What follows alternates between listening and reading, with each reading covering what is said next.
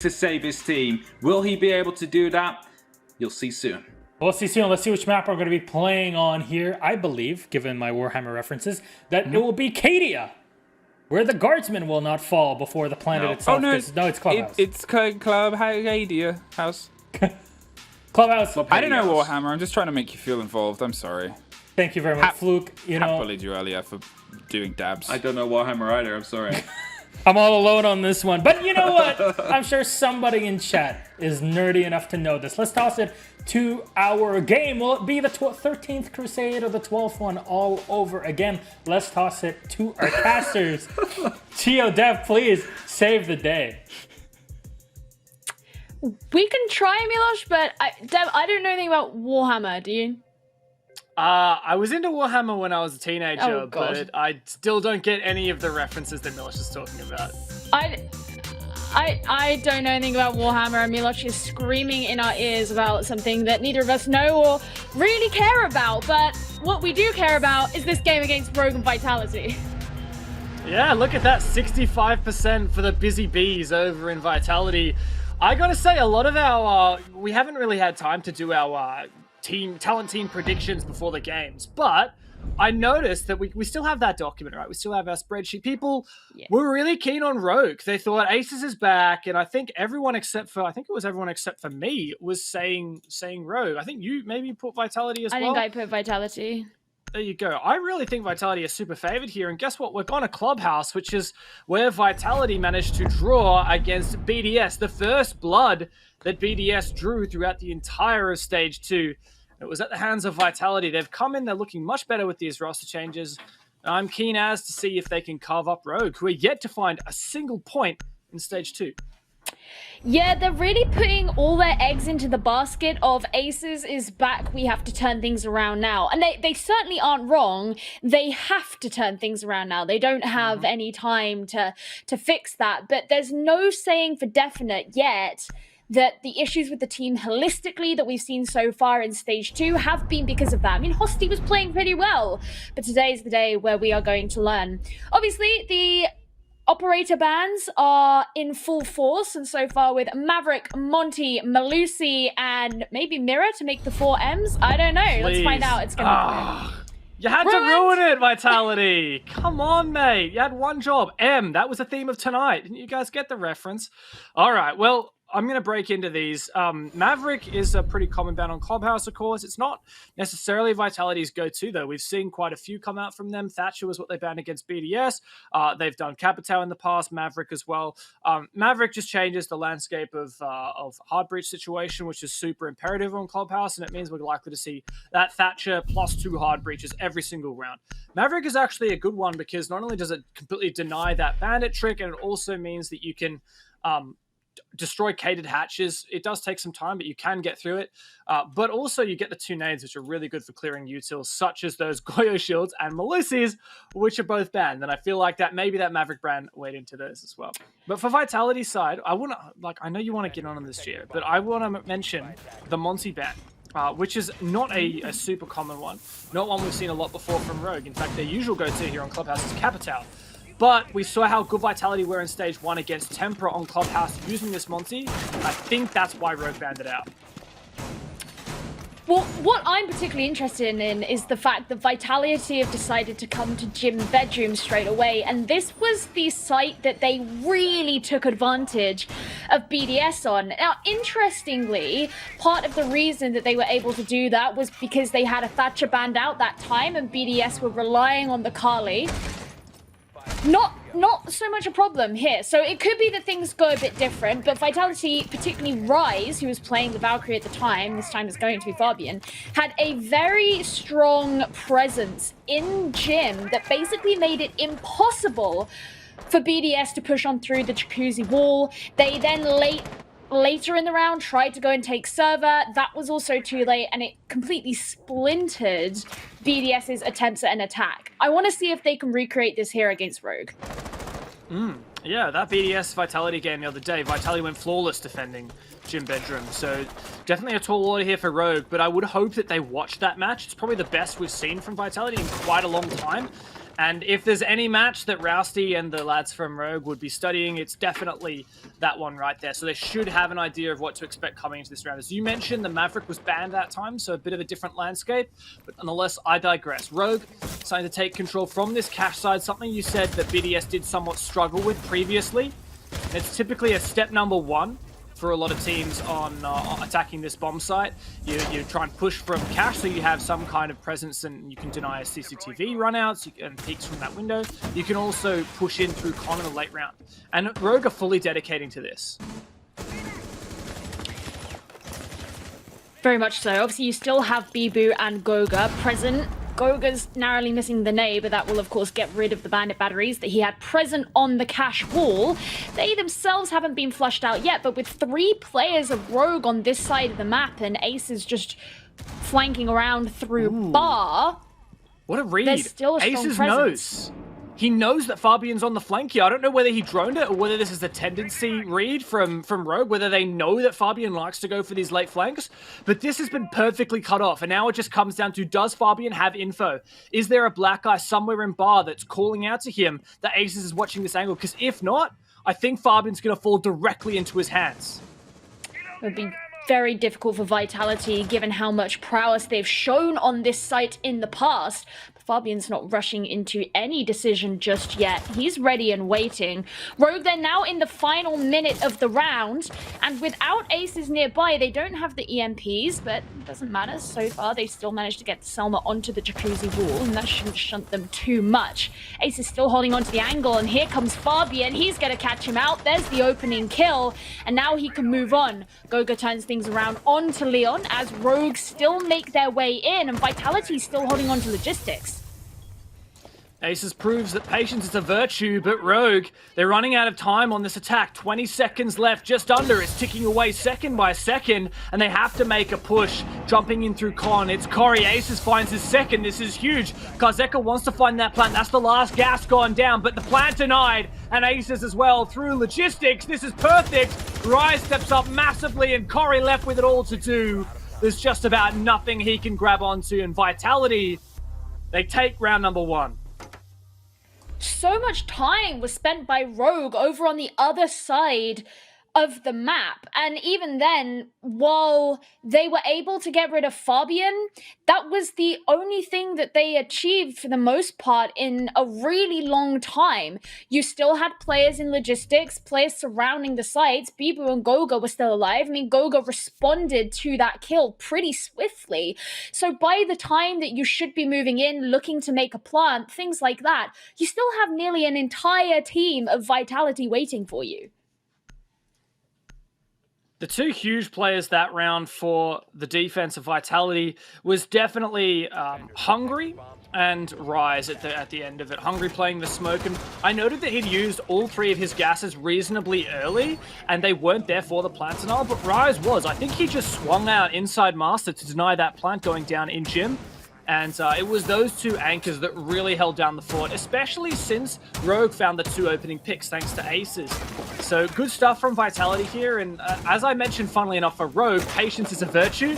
But with Aces watching Fabian's rotate for, well, I think it was about 40 seconds, it actually meant that Rogue really ran out of time for that execute and ended up getting the better of them. So we'll see if that proves to be a persistent issue for Rogue. Of course, they're coming into this after that roster change, or I guess unintended roster change. They've been playing with Hosty thanks to Aces' temporary brand. He's back in, but they'll be a little bit under practice with him. And that's the thing, a lot of people are really excited about the fact that Aces is back in the roster. As are we, obviously. It's really nice to see him. He is one of the best performing players on this team, but there's still that risk of things not being fully meshed right now as they're kind of out of practice. Leon Gids is making his way in towards bar as he was following Karzeka's drone, and that gives him the opportunity to just open up the floor above the bottom of main stairs.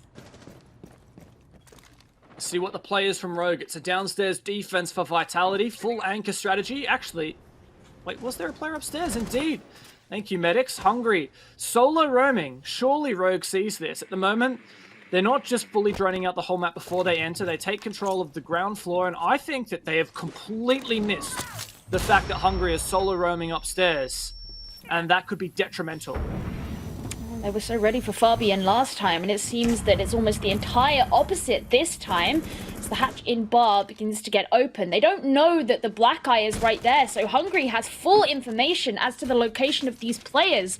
Kajeka and Leon running around in bar, and they may just face the MPX in their face as he moves down the main stairs. Good time management on the bomb site here for Rogue, breaching open the various hatches, Leon getting to work on the floor, but there is this X factor, that wild cut. Oh, Leon spotted him! Medics, you're a genius for catching that! And now Hungry, the jig is up and he rotates back, but I don't think they're gonna chase him. Surely they can just get something to watch this flank and still pressure the side. Bibu is the first victim. Once again, Aces start strong. He is traded back. And this is a very early execute, but I don't actually think it is the execute as of yet for Rogue. Pre-place C4, I say pre-place, he puts it down on the floor so that he can look in and try and catch out any of those attackers who may move on through. But it's going to be Goga getting the next kill for the side of Vitality as they now find themselves in a 3 versus 3. Rise is very low HP, but Hungry does find the prey he's looking for, and that means the diffuser has now been dropped. This is a very difficult situation for Rogue, who just continue to be gunned down. Only Corey remains. He catches one. That's Rise. Now he just has to look for Goga and Hungry as he's so far from the diffuser at this point. 30 seconds still remain, and there's time that he sees one of his potential victims. He's just got to try and take the swing, but Goga's ready with the knife. Vitality take round number 2. That was a 1v1 on site, so I thought maybe, especially because you notice Maestro ran out of bullets with both of his weapons. The Aldo, you're never going to reload that. The Bailiff, same deal. I thought that was actually winnable for Corey. Yeah, he didn't have the fuser, but it's a 1v1 on site, and he had time to salvage that if he got that kill. But yeah, I mean, Goga's just going to give him a nice old slap in the face. What a round. I will say, I hadn't expected that you'd be able to have a player like Hungry do as he did, roam solo upstairs. Like, there was literally no support, no other player there. He had a camera in bar which he could flick onto for info to execute his flank. That was great, but he didn't have any mute jammers, no denial whatsoever.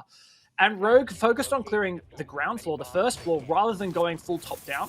What you would typically do is try and get your hard breaches into the ground floor so they can start getting to work on breaching things open while some of your other players are still trying to clear up top. You try and do everything at once, because if you just go methodically, all right, clear top, clear middle, and then start executing, you're going to run out of time. And I think Rogue kind of missed that little step there, which was double checking the top floor. Thankfully, Karzeka flicked onto his drone at the perfect time. Otherwise, I think that Hungry would have had an even bigger impact. But that fact that he was able to open up the floor with his C4 and take the kill onto Karzeka, who was in bar dropping the moto hatch, and that was diffuser, that made that roam super impactful.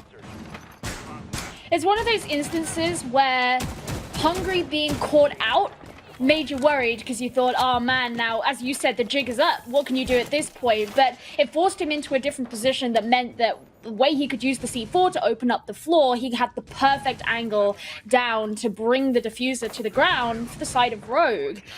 Well, now Vitality have moved over to their third bomb site, and that's going to be CCTV for them. Rogue, who are so desperately looking for a win, can't let this one slip through their fingers because, as a lot of people like to note, if you make a full cycle where you can successfully defend all 3 sites you're going to, it doesn't look good for the attackers. To reinforce that for Rogue, they were first place in Europe in Stage 1. 19 points. They haven't found a single point in Stage 2, and as such have dropped overall in the 2020 standings to 7th, which is just crazy. But a good attack so far. They've had good attacks. Both of these ones they've lost have been good, just narrow margins. Vitality have looked like the better team, but there's still a chance here, a very good one here. As Rogue have made these close. Semi-successful trick here. I'm not sure. I think it was the Electroclaws that would have gotten that one and prevented the subsequent explosions from the Selmas, but Karzeka will finish that off with a second one in the bag. And 1 minute 35. Bandit. There you go. Medic says it was Bandit who managed to trick that one. That's pretty good overall from Rogue. To remember, of course, Fabian is still over on the garage rafters with Hungry just below him, and it looks like Corey's getting prepared to deal with this as he just edges his drone around the corner, trying to find where those players may be. Hungry's moved very slightly out of the picture, but they know someone is upstairs. There we go. Fabian has shown himself, and Hungry as well, actually. So Corey's got to pick a victim. There's the first one. You can't yet find the second, and in fact, Fabian will ensure that he is taken down in a trade 1-for-1. Rogue do have the opportunity to take control of Garage now, as Aces is the next one to fall, and it's a 2 versus 3 in Vitality's favor. Rise gets aggressive into construction, but Kajeka was ready and waiting as he prepares to maybe open up the construction wall. It's currently electrified, and that can't be dealt with without the Thatcher. Oof, wow. Shots to the floor. It takes a lot of damage. Leon in a decent position here. Nothing impeding him from walking up red except for the player ready to receive at the top. A close-range engagement. And Leon's favored on account of having that one-time sight. He doesn't know where the player is. Checks the corner. Kazeka's in a gunfight elsewhere. And the TCSG cleans up the final 2 players. Bibu, a great round by the end of it. And Vitality maintain 3 straight defenses. It's just like I said, this is really concerning now for Rogue because Vitality can begin the cycle again. They can just go straight back to the beginning, which is what they will do on Gym Bedroom. And sure, Rogue can figure out where their problems were before, but Vitality just look really strong.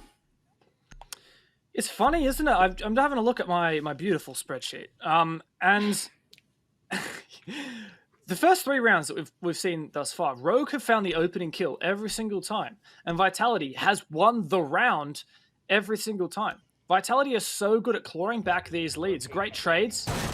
In that round in particular, Corey took advantage of players exposed in garage. He found 2 kills. Admittedly, the second one was a direct trade. Him and Fabian finished each other off simultaneously. But from that point, Vitality kept fighting back, getting that man advantage back onto their side. By the end of it, Kazeka and Corey with a final 2 left. Oh, sorry, Leon. Kazeka and Leon with a final 2 left, unable to close it out. Well, I digress. We return to Gym and Bedroom. Vitality, once again, this is a strong bomb site for them. Undefeated in their previous playday against BDS, no less, and they've actually changed something more. Fabian himself switched off the Valkyrie and onto this Mirror. If I have a geese over at the previous playday, Mirror was unbanned, but also unutilized by Vitality on their entire defensive half. I actually remember Mirror being utilized by Vitality back in stage 1. I couldn't tell you off the top of my head against who it was, but I do remember it was pretty early on, and the way that they placed the Mirror windows, very similarly here, how you have one on the logistics construction wall, and then very classically on the bathroom wall as well. And I believe it was Fabian at the time who was also playing it. So it's something that Vitality like to do, but it's obviously different from what we've seen them do on their gym defense recently that has worked out so well for them. If we recall Rogue's previous attack, it pushed in through Cash. Fabian once again roaming. I like this. He's playing the Mirror, but he's doing the same job as he did on the Valkyrie. It makes no difference to him that he's a 1-speed. He can take up the same position, chuck down those Mirror windows in the prep phase, and then he's basically just Valkyrie. He's still got the C4. A bit slower, but that's okay. Rogue focusing up on this Jacuzzi side. Leon with the Tesla holoscope, as we call it. And that'll enable the... Sorry, what was that? I was gonna say, Jess calls it the Cybertruck. Cybertruck, I like that. And Ace is just watching this window. This is a pivotal position. This balcony is super powerful, but that window is the only exposed position. That's one of the reasons why a lot of teams will take control, open up that kennel's wall, but Aces instead is just taking the angle. A difficult fight to take, though. Bibu could win the shot if he feels it. You notice actually Corey's not far away as he's just rappelling up onto Garrett, so I wonder if he's going to stay in that general area of the map. But it's actually going to be Rise who's the first one to fall. Wow, this is great. 2 of the most impactful players for Vitality are already down. Rise was the one to deny the plant and find a 2k previous defense with this bomb site. Bibu wants to bite something off. He takes a crack at Aces and lands the shot. 3 versus 4 now for Vitality. Still not unwinnable. Hungry's the lone player on site. Fabian's roam nets him one. 3v3 numbers equality now. Great breaches onto the site from Rogue. This might be their chance, but Karzeka, he wants to try and find this plant. Great cover from Rips now. Fabian goes down. Vitality can't deny this plant. Rips knows he can continue forward, but actually, as I say that, Hungry takes him. Vitality do find themselves in a post-plant situation right now, but with Karzeka bleeding out, it's just Corey they really have to deal with, and obviously there's two remaining defenders. They can just have one of them watching out for the angle while the other gets prepared with the disable. That's what's happening, and it looks like Hungry's gonna do it. Vitality take a 4th round, and Rogue still scraping for something. I feel like the pattern just continues and continues. Rogue establish themselves an early advantage. They find the opening kill. They have great ground, a great attack overall. And Vitality always bites back in the mid to late rounds. In particular there, a 2 versus 3. I didn't think that was possible, but for Vitality, they didn't have the plant denial. Despite having a lot of good 1v1s, Fabian on the roam, taking out Leon, trying to rotate through bar and late flank the main stairs, but Vitality didn't have that plant denial that they were looking for, and it came down to a post plant, but they managed to polish off Karzeka as he was running back from the plant, and that injure really made it possible. I also want to note how smart it was from those two final Vitality players to cover in that post plant. I believe it was, or what was it, Goga and Hungry? Or Hungry and Bibu, I think. Really, really lovely the way that they didn't try and find the final player left. It was simply, okay, you defuse, and Bibu, who's got the better gun, he's got the 416 on Jaeger, he's just going to sit there basically on the player who's defusing, and he's just going to watch whatever angle, because they don't have info on where that rogue player is. So if he pushes through Jacuzzi, the Jaeger is always making sure that he is in a position between the diffuser and that player, and that meant that even when he died, he had done his job. He enabled that diffuser to get disabled. Working really well together, and as you mentioned, just so many holes in what it is Rogue are trying to do. The early advantages are great, but if they can't turn it into control, there's only so much that you can hold on to when it comes to the late round. That seems to be where Vitality are really holding strong right now. Back down into the basement. This is where before we saw Vitality have Hungry on the roam. This time he's going to be playing Mirror. Not in the hands of Fabian anymore, but it also means that likely he's down in the basement with everyone else, and it does look like that is the case. Interesting gamble here from Rogue. They decided not to bring the Thatcher for the first round here. They've got aces on one of his comfort picks, the Ash. And they did that because there was no Kaid in the lineup, as opposed to the previous time. What is that? Leon, this is disgusting. Stop it. Bibu's like, okay, note to self, do not move. This is my corner. This is my safe space. Do not move out of my safe space. But as I was saying, the Kaid was not picked by Vitality. They showed that in the operator reveal phase. And Rogue decided, okay, it doesn't matter. We don't need to bring the Thatcher. A bit of a gamble. Vitality could have 6-picked onto that Kaid, and then it would have been really hard for Rogue to open these hatches. Karzeka's drone not yet being spotted as Rogue look out to see who might be down in which bomb sites, and Aces throws in the flashbangs to help facilitate what will likely be a blue push. You see Goga's ready and waiting for anyone in kitchen. The hatch is still intact, and I'm assuming he has impact grenades in pocket. Yes, he does. It's Corey. His job is to push down through blue. Nice wide rotate there means that he could find himself catching someone out as long as he plays this patiently, but you have to remember the mirror window is right next to him in Armory. He has a good position. Vitality overall have a really good setup though. I really like this mirror window. It basically denies that bottom main stairs position. Even if someone gets in there, Bibu could potentially call over Hungry to toss a C4 over, but Corey, he's in such a good position. He's just waiting for someone to move, try and peek Moto. I don't think they're going to. A smoke grenade denies that mirror window. Great position there. You can see Goga just pre-firing through that smoke, and Aces, he's the first one to make a move, takes down Bibu. They're trying to play aggressively, and Rise is also going to be bleeding out. Leon should be able to take advantage of this as he pushes into Church. This is what happens, and now this could be Rogue's turn to make things flow in their direction. Just Fabian remains on the side of Vitality. He has to move forward. He can't quite secure the first kill as Kajeka goes in with the plant. Once the flashes subside, there's a flawless round from Rogue. Wow. And suddenly, maybe the momentum might start to shift. Yeah, wow. I was just praising Vitality. Lovely setup there you've got. In particular, really great for holding bottom main stairs. Kitchen push is going to be kind of difficult, I guess. And lots of good stacking on the bomb site from Vitality. They've got all the 5 there instead of just the 4 previously. But Rogue, they had some really good life problems. Something that I remember talking to their coach about after their game when they beat BDS in stage 1. It was the coach was saying, look, it's actually a lot of this just teaching the players how to problem solve live in game. So in that particular situation, hey, there's a mirror window on blue. We can't really push down that. Well, we've got a smoke grenade. Why don't we just chuck a smoke grenade down blue? We'll have 2 players push, Aces from Oil Pit and Corey from the blue stairs.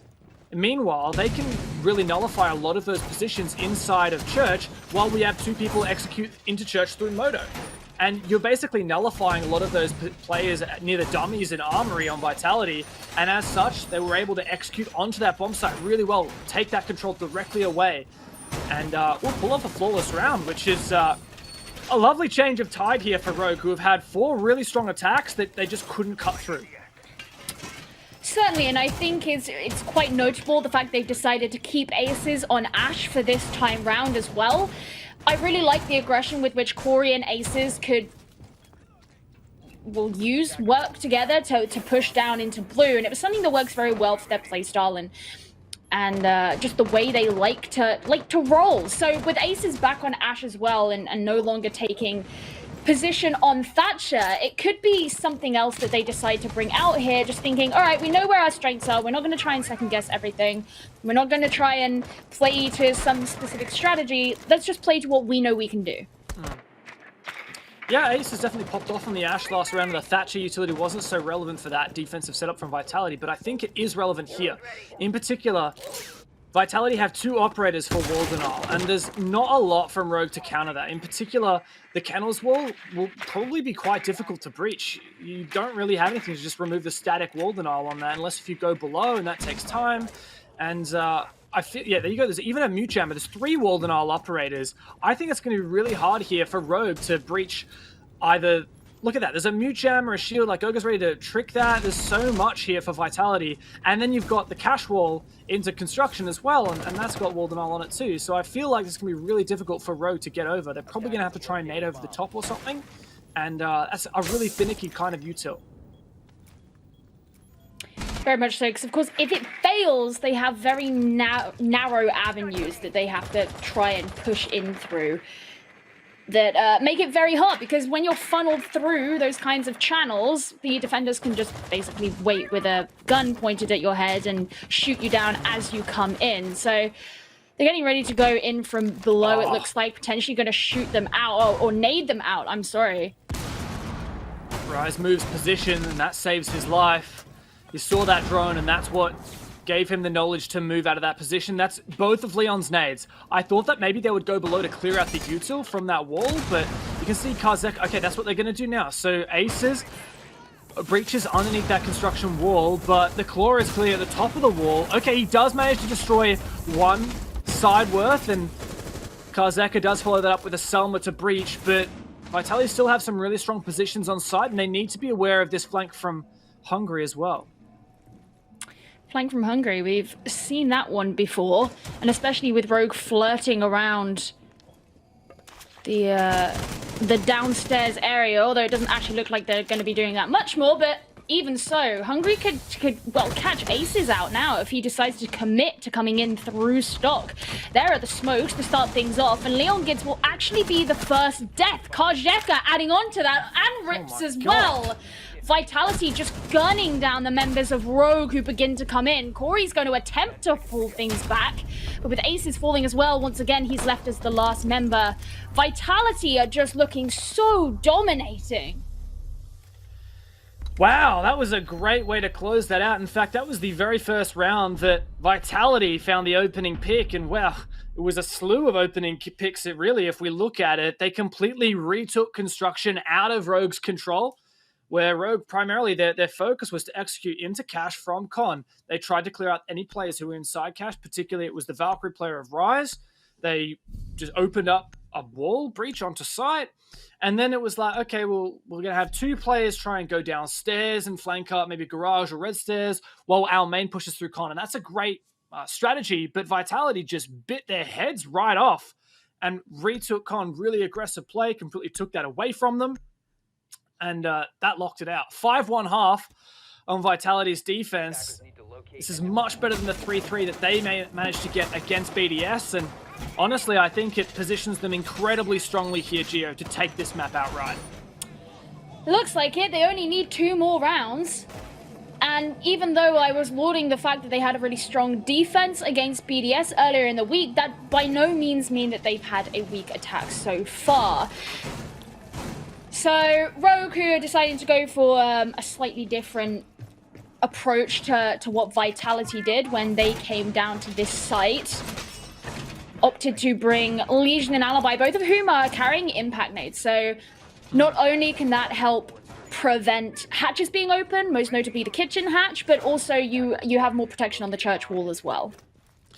Yeah, it's a very much different interpretation we're seeing here from Rogue. Vitality very much did a turtle or an anchor style defense, and yes, they did have that spice of hungry roaming on the Valkyrie in that first attempt, but aside from that, it's very much turtle defense. Whereas Rogue here are going for something more akin to an SSG roam. Basically, just they're roaming the entire map. They're trying to play all kinds of information denial with rips. They've got the Legion, which is a bit of info gathering, and Leon can also jump up hatches to reflank late in the round, and he becomes a very difficult roamer to isolate. But Rogue, at the moment, I think they've mostly retreated. In fact, is that complete retreat to the basement floor? Leon's still upstairs on the ground floor, but he could drop down to the motor hatch really easily. This is a pretty early retreat from Rogue, 50 seconds in.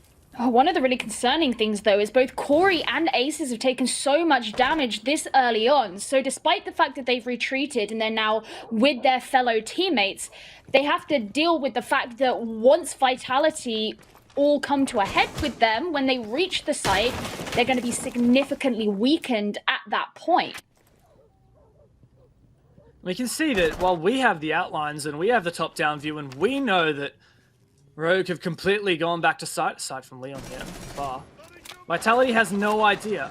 And they're spending, well, a further 40 seconds since everyone from Rogue, aside from Leon, went downstairs, still droning it out. And look at that, oh, almost a missed drone. Leon takes it out and he drops down. Look at that, hungry, fully out of drones, only 4 left for Vitality. And they're not even ready for the execute. Yes, they don't need to breach Moto Hatch, that's great, that makes things a bit easier. But there is still so much work to do. Rogue should have this. You've still got Hungry outside. There's the Prisma right inside of storage as well. Looks like that's been dealt with. They know, of course, that there is still the chance of the late flank. I don't think it's going to happen at this point, but you're incredibly right. The fact there's still so much presence from Vitality upstairs. You can see a lot of the floor that Rise is now working on. He's only just starting on that now as Goga drops down to this ground floor for the first time. So what is the execute, Vitality? You got 40 seconds to make it happen, and this is honestly the first round that Vitality have looked to be struggling. They don't have a really solid execute set up. Fabian may try to breach the church wall. That would be huge. Great, another second Black Eye taken out, and he's just going to chuck all of these Selmas onto the church wall. It'll have to be a massacre in the final seconds for Vitality. Yeah, looks like it didn't work out though. Goga, he's just narrowly trying to peek into church, but Leon gets his ready and waiting as he takes a swing in, but it doesn't work. Vitality are just going to gun Rogue down when they look like they were being so slow. Oh Goga didn't even need to finish the plan. Vitality, flawless on the attack. That was gobsmacking. I don't even know what to say to that. I'd set up every expectation for that round to swing the way of Rogue. They had wasted so much of Vitality's time, but when push came to shove, Vitality won every single fight. A perfect execute with 14 seconds left to go in the round when Hungry found that opening kill. that was ridiculous. That was insane.